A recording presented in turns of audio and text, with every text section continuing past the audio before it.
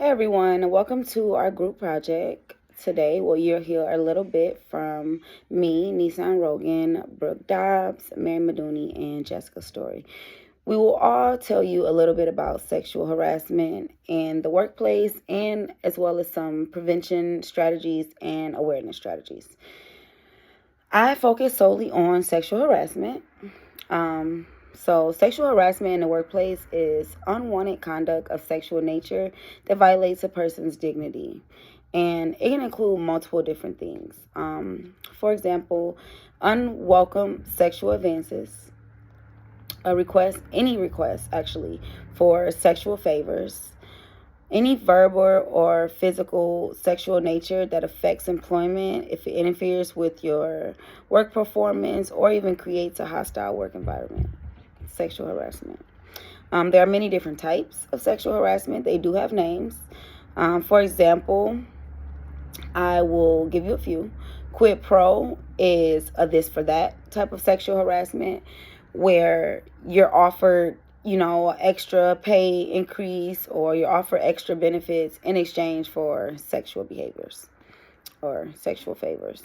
That is quid pro. So your boss says, hey, Lisa, I'll give you an extra $5 pay increase if, you come on a date and I take you home afterwards. That's sexual harassment.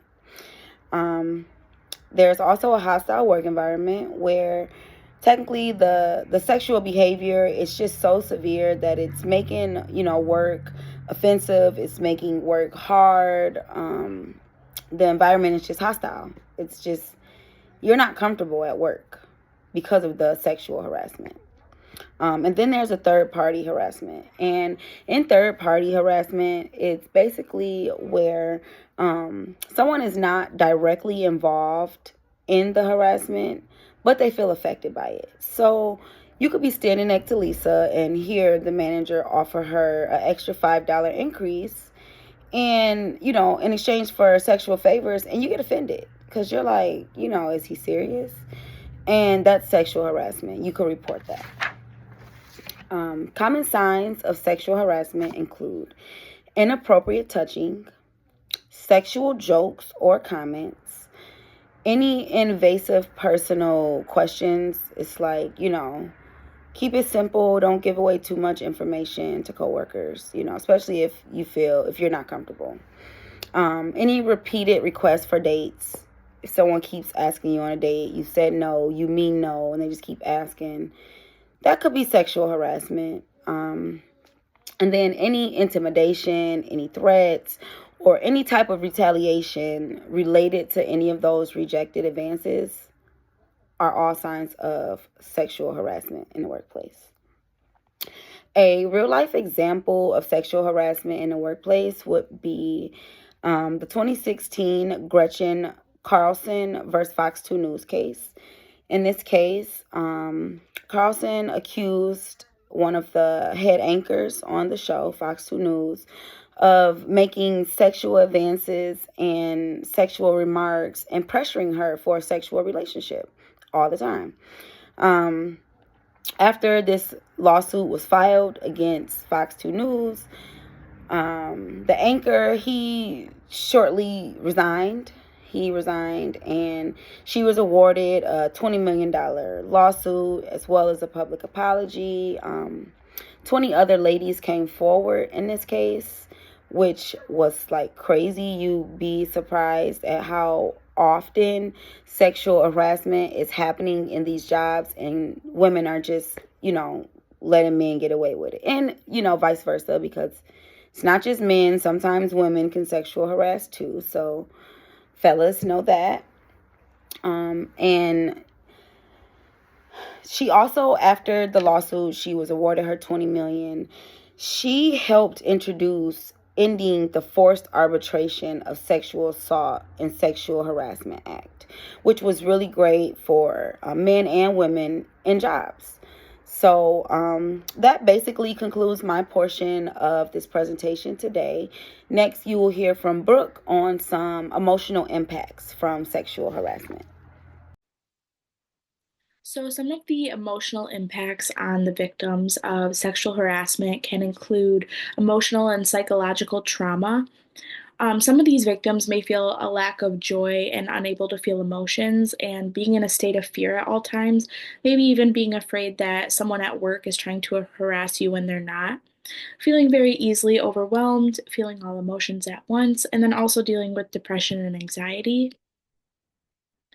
Some of the physical impacts of sexual harassment can be acne breakouts. Some people have digestive issues, eating disorders like binge eating or not eating enough, and then sleeping disorders as well. So, insomnia or sleeping too much.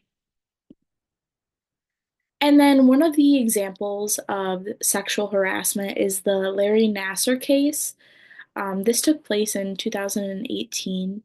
Larry Nasser is a former Michigan State University employee, and he was sentenced to 40 to 175 years in prison.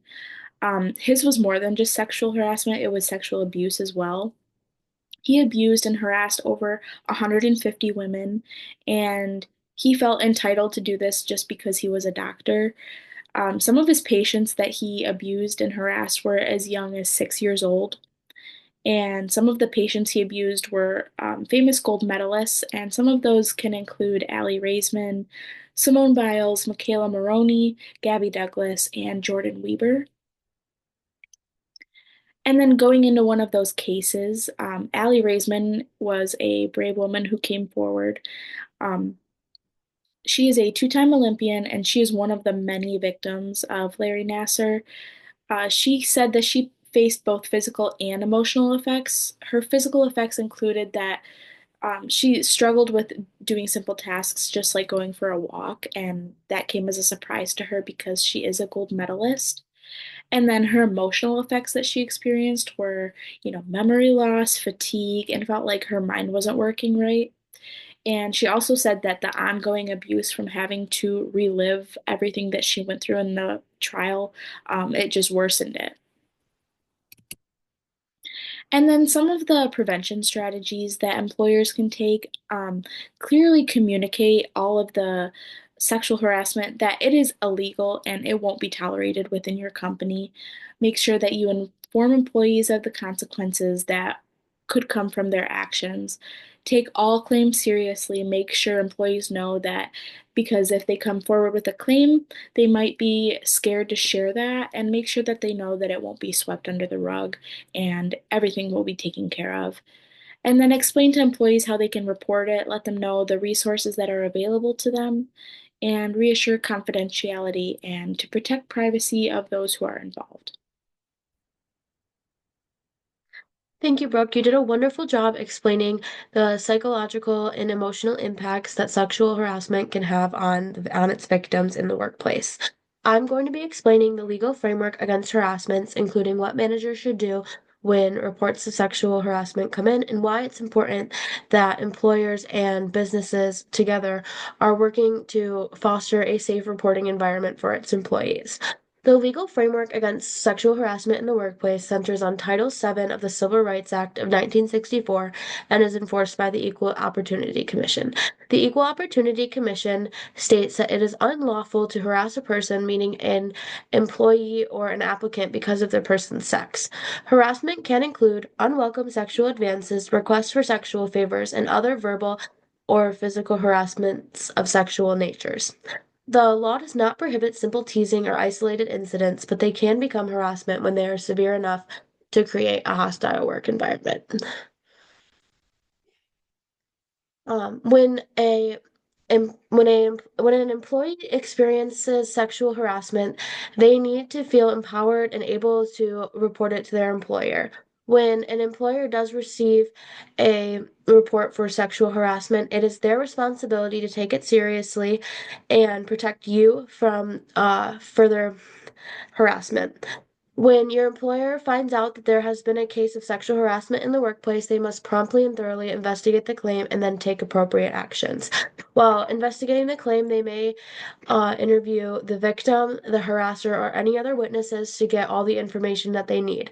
If the case was deemed as sexual harassment, they will take the appropriate actions, which most of the time means consequences for the perpetrator.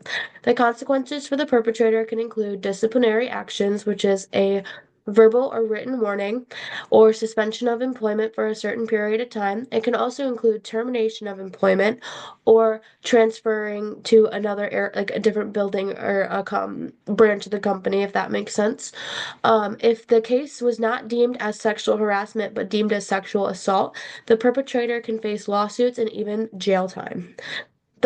As stated before, employers have the responsibility if an employee has been sexually harassed to correct the situation and protect that employee from further harassment and make sure that they are not punished. If the employer does not take the report for harassment seriously, they can be at risk for liability issues, reputation damage, decreased productivity, and policy revision. Because of the severe impacts that Brooke had discussed that sexual harassment has on the victims, as well as the liability it has for businesses if they don't take reports seriously, it is extremely important for businesses to foster a safe reporting environment. There are both challenges and solutions to that Jessica will describe next in her portion of the her portion of this presentation. But oftentimes, if there is not a safe reporting environment in the workplace, victims often fear repercussions, doubt they'll be taken seriously, or they don't even know how or who to report to. Employers must prioritize creating a culture where employees feel safe reporting serious concerns like harassment. When they are successfully able to do this, employees feel safer, they feel like they have a more inclusive workplace, and it reduces workplace toxicity. Now, Jessica will give us a deeper dive into how employers foster these safe work environments to ensure that sexual harassment is taken seriously in the workplace. Thank you. Okay, so as we just heard, workplace harassment can have serious consequences. One key way to prevent it is by creating a respectful and inclusive environment. Next, I will be discussing the importance of fostering a respectful and inclusive workplace culture and the different types of training and educational programs that are made available.